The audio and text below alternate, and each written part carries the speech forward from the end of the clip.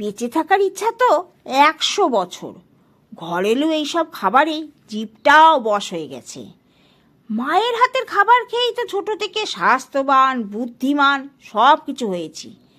তবে এখন এই রকম খাবার পেলেই বিরাট খুশি।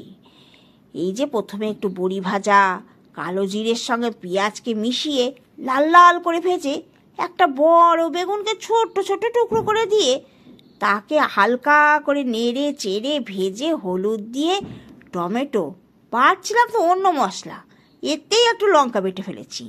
এইবার সেই লঙ্কা বাটা আর নুন দিতেই টমেটো গলে একেবারে কাদা, আর বেগুন তো চোখ পাকিয়ে তাকাচ্ছে। তাকে নেড়ে চেড়ে আরেকটু ভালো করে ভেজে নিয়ে অল্প করে খানিক জল। ব্যাস, মাছটা সাইডে ভাজাই আছে, বাবুদের এবার ছেড়ে দিলেই হলো।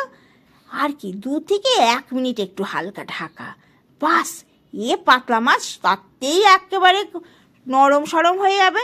উপর থেকে বড়ি ভাজা আর ধনে পাতা হালকা একটু ফুটিয়ে নিতেই ওহ, এইবার তো গরম ভাতে বসলেই জিভ কি বলবে বলুন দেখি। চলুন তাহলে আর একটা দেখাই। আজকে কি রান্না করেছি, রোজকার মতো আজও নিয়ে এসেছি। তবে এই যে মেন রাস্তা, এই মেন রাস্তাতেই কটা পেঁয়াজ ফেলে দিয়েছিলাম, বড় অল্প, তাতে সামান্য হলুদ। এই নেড়ে চেড়ে গ্যাসের ফ্লেম কমিয়ে ওদিকে তো জিরে আর ধনে ভালো করে বেটে রেখেছি, তাতে কাঁচা লঙ্কা, শুকনো লঙ্কা আর 2টি বাপু পেঁয়াজও দিয়ে ফেলেছি।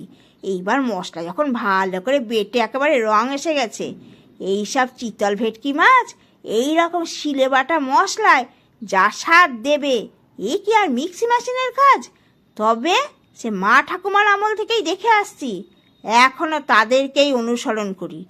তো হালকা করে যেই দেখলাম রং ধরেছে, এইবার টপাস করে জল।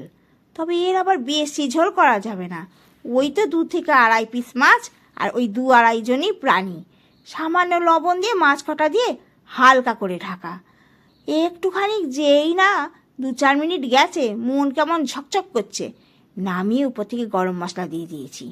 বাস, আর যাই কোথায়, শিল যখন পেটেছি আজ তবে 2টো ধনে পাতাও এটে বেটে নিই। কাঁচা তেল, কাঁচা লেবু, ওহ, এ পেলে আর অন্য কিছু কি খাওয়া যায়?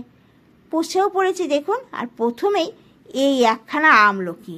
আগে তো লিভারটার ব্যবস্থা করি, তারপর তো ঢুকবো খাবারগুলো। এই দেখুন 2টো প্রাণী 1.5খানা করে নিয়েছি। আর এই পাকা দাড়ি বাবু কি বলে দেখুন তো।